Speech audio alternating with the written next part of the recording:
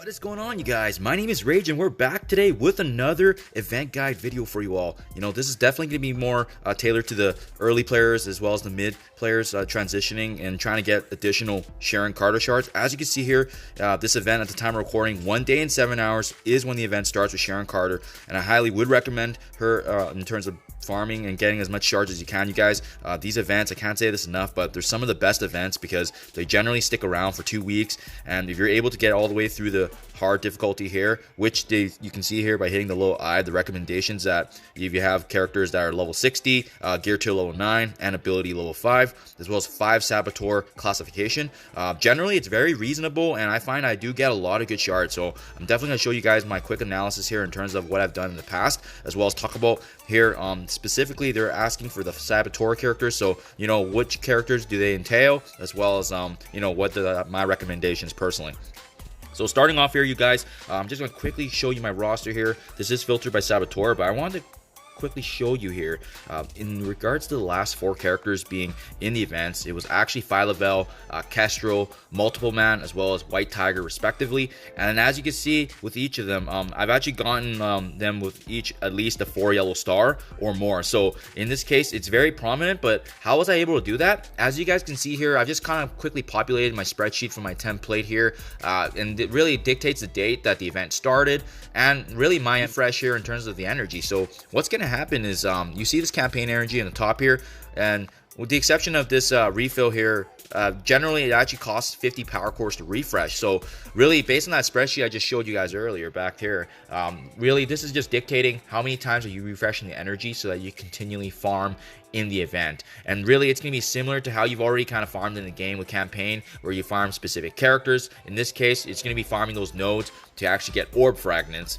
Then what you can do is actually you can go to the orb fragments here, and it's essentially going to open up these saboteur orbs. As you can see right now, it says we have 0 out of 2000 for the fragments, but that's where you're going to generate the energy, the fragments, and this is for opening these orbs. And then with these orbs, you're going to get a bunch of great characters overall. So we'll just dive into a couple here. You can hit the eye for additional details if you're ever curious, but you can see with each one there's going to be Sharon Carter shards, as well as the other rewards I always like to look into, because it's always great to get some insight in terms of what characters they can provide. Can't always think about it as just that specific farming event, as great as it is. You always have to think about it can bolster up your roster. So, personally, Bishop's not farmable in the game, so that's awesome to see. Ghost is a really heavily coveted character in the War Store. He's great to add up. Multiple Man is available near the end of Doom Chapter 3.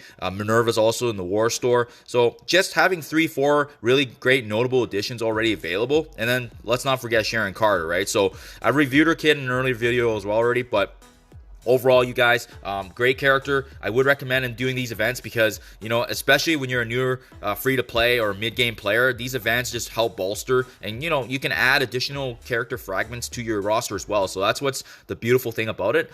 But, again, as you can see from that spreadsheet I mentioned earlier, the key was really the 50 power core refreshes. And with Kestrel, she was actually the only one I actually did the 4x 100s because she was a meta-changing character. We saw that she was a god level in terms of what she can provide, so that's why I did go heavy on her. As you can see, I was able to actually accomplish the 5 yellow. So I got 3 different instances here where 3 other characters were achieved with the 4 yellow by just refreshing 4 times the 50 power cores on energy. So that is personally what I would recommend, you guys.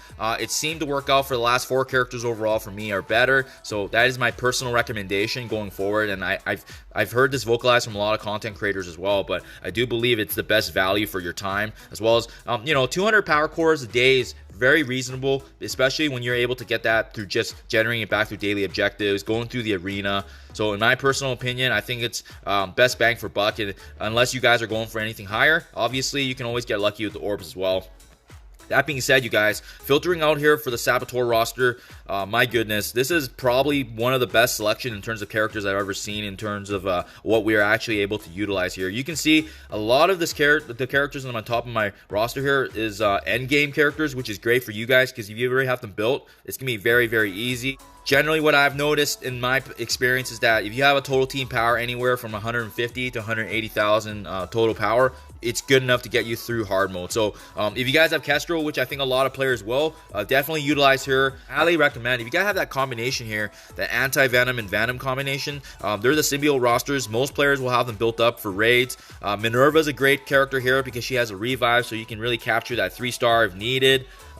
Next, just looking down the list here, Black Widow and Ghost are Dark Dimension viable characters I've utilized already. Both used in the end game quite a bit, as well as later stages of Doom. If you need additional protection, I do recommend Invisible Woman and Captain America if you have them built up. Baron Zemo is another powerful character because he can strip away the positive buffs from the enemies at the beginning with his charge. On top of that, he can actually just do crippling damage to minions, so you just never know when that utilization can be needed. And it's also important to know, you guys, changing in the meta is the Infinity Watch, and it does turn out that both Gamora and Nebula are available for this as well. So again, just a crazy roster that we can utilize. Personally, I love Loki as well. He's got Shroud, he's got a defense down that he can apply by mind controlling his enemies, and also protect his allies with his clone minions that he can summon regardless of the team you have. So Taskmaster is another good one because Taskmaster has a blind, a slow, as well as a stun. So I mean, overall, those are the ones that kind of are notable to me when I'm just taking a high-level review. Falcon's great if you guys just need some speed up and to apply some additional DPS, but you know, a sample team here, personally, you know, I'm going to use Kestrel. I'll probably likely combine Anti-Venom with Venom, or if I need revives, I'll consider Minerva, as well as top that up with damage and support such as Ghost, Baron Zemo, or Black Widow. And then Invisible Woman's also great because she has protection with defense up, offense down.